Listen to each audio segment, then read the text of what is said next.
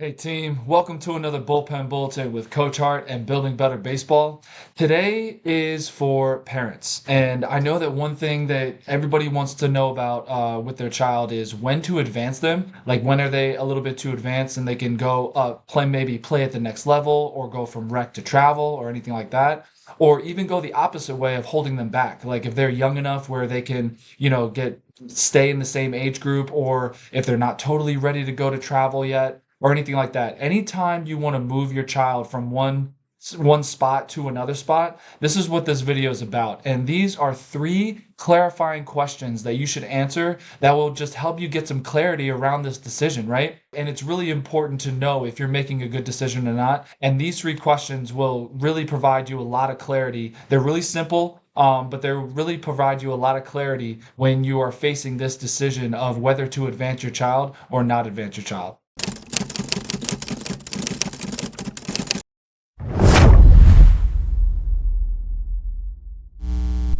So remember, I'm Coach Hart. This is Building Better Baseball. This is the best place for baseball education. So let's get into these three questions. All right. All right. The first question is, what do they want? All right. So I know that this seems obvious, but it's often overlooked, right? Being the parent, you think you obviously know everything about your kid and know what's great for them and what's not and everything like that, right? But it's really hard because you tend to make decisions for them when it really should be the child's choice, right? So what do they want? All right. Every decision about a player's future should include the player's input, right? I know it sounds obvious, but I don't think a lot of parents think about that. And they're almost making the decision for the child rather than getting their input and seeing what they want and doing all these things, right? So the first question is, what do they want? Like, have you asked them? Like, how do they feel? If they want to advance, if they want to hold back, or anything like that. So every decision it should have the input of the child included, right? So the most important thing is to review the pros and cons of advancing versus staying back, or staying at rec, or going to travel, or whatever this situation is that you're making this decision. Review the pros and cons, right? The pros are getting more advanced, right? Having a higher competition level, right? The cons are maybe you won't see as much success, or really just list them out. The pros and cons, the goods and bads, benefits, detriments, however you want to say it.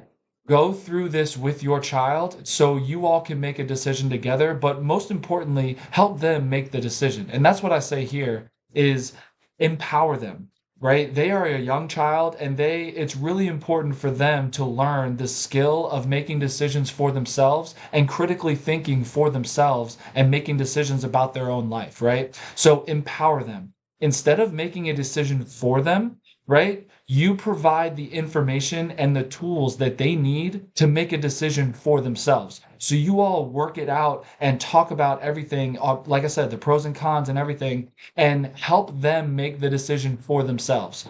I always talk about skills entering the real world, and this is a skill, right? Critically thinking and making decisions for themselves, taking in information and using tools to their advantage to make decisions for themselves. So the first question, what do they want? Make sure you have all of the information about your child's thought process about just making the decision and what's best for you and your family.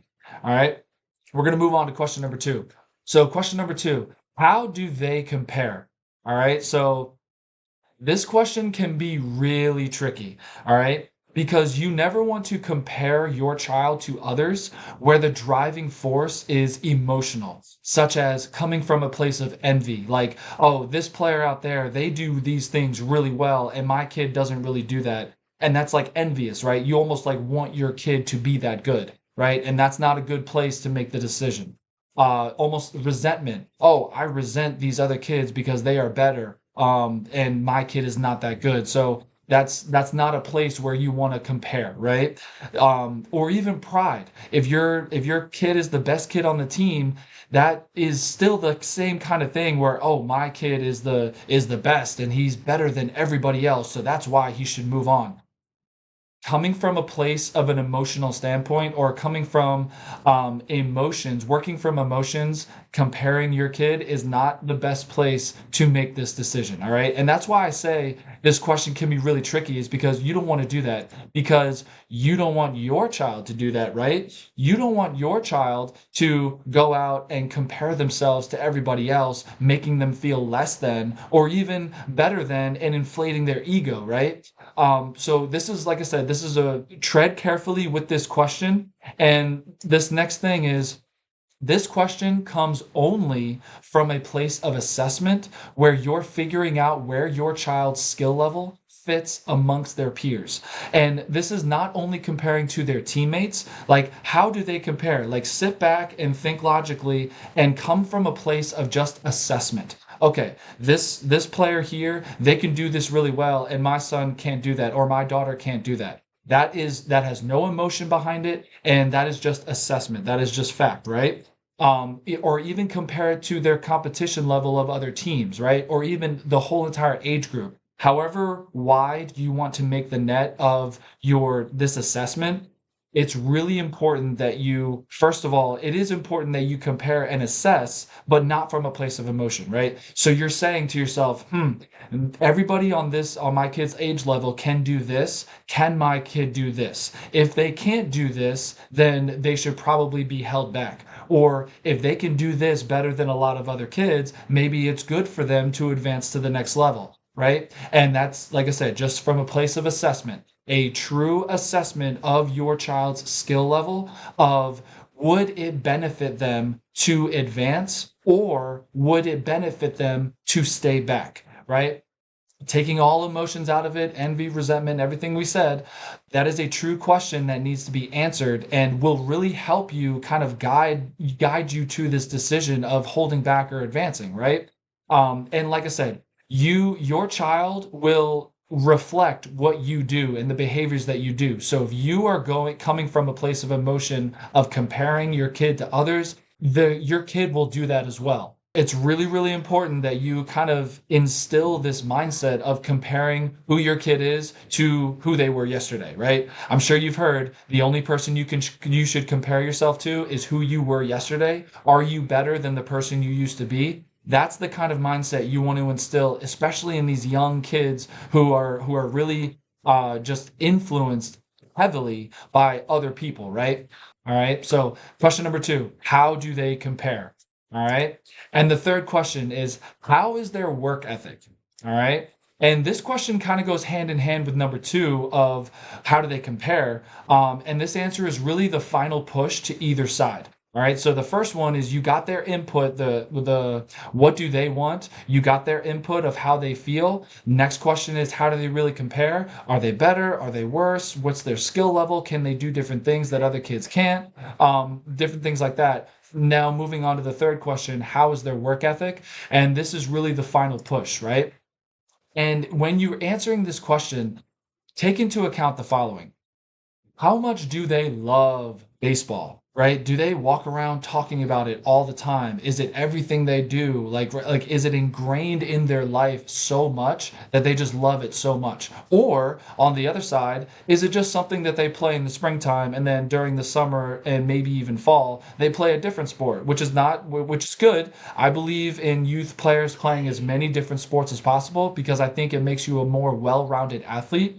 But at the same time, if you're just playing it in the spring and only going to practices, I wouldn't say that you necessarily love baseball and it's ingrained in your life, right? So how much do they love baseball?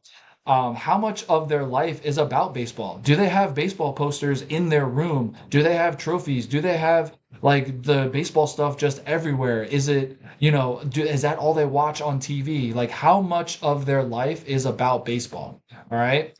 Um, and how often do they practice their skills outside of team practice? This is a huge indicator, right?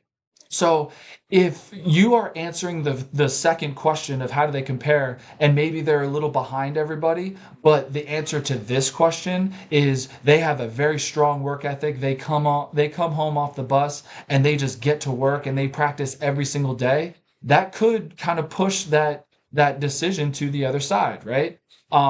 It's all about trying to make themselves better. And if they, let's say that they are very advanced, right, but they don't have a strong work ethic, advancing up to the next level may not be the best choice because they won't try and get better. Because if they are at the higher level, they won't see as much success. Right. So, and even going on the other side, if they are not as advanced and you're thinking, oh, maybe I should hold them back, but their work ethic is really, really there, it could benefit them to kind of advance, learn, and get that development from a higher level coach, right? And they will use their work ethic to put in the work to get better to the next level, right? So you see how they kind of go hand in hand and they're kind of intertwined a little bit.